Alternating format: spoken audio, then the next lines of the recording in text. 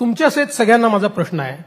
राहुल गांधी म्हणतात खटाखट खटाखट खटाखट खटाखट 8,500 रुपये महिन्याला देईल. मी तेच म्हणतो. नाही, त्यांना कोणी प्रश्न विचारत नाही की राहुल गांधी 8,500 रुपये कसे द्याल.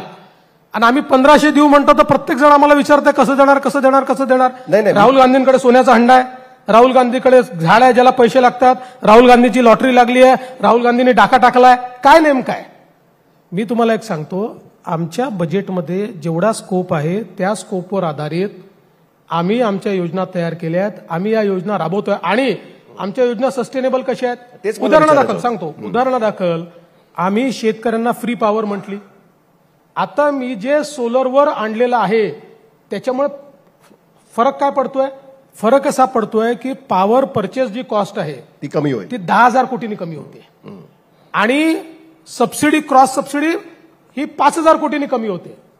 म्हणजे आम्ही जेवढे पैसे वाचवणार आहेत त्याच्यापेक्षा कमी पैसे हे आम्हाला त्या ठिकाणी शेतकऱ्यांना फ्री पॉवर देण्याकरता लागणार आहेत. ही सस्टेनेबल योजना आम्ही तयार केलेली आहे. म्हणजे ही काही आमचे शिंदे साहेब, सुशील कुमार शिंदे साहेबांनी निवडणुकीच्या पूर्वी घोषणा करायची आणि मग विलासरावांनी येऊन ती बंद करायची अशी घोषणा नाही आहे. पण विलासरावांनी त्यावेळेस हेच सांगितलं होतं की ही योजना सस्टेन करणं डिफिकल्ट आहे, कारण एवढे पैसे सरकार आणणार कुठून, हाच त्याच्यामधला मुद्दा होता. तुम्हाला आठवत असेल की मी म्हणूनच म्हणतो की त्यांच्या घोषणेत आणि आमच्या घोषणेतला फरक हा आहे की आम्ही आपलं पांघरुण पाहून आपले पाय पसरलेले आहेत, त्यामुळे हे पांघरुण आम्हाला पुरणार आहे.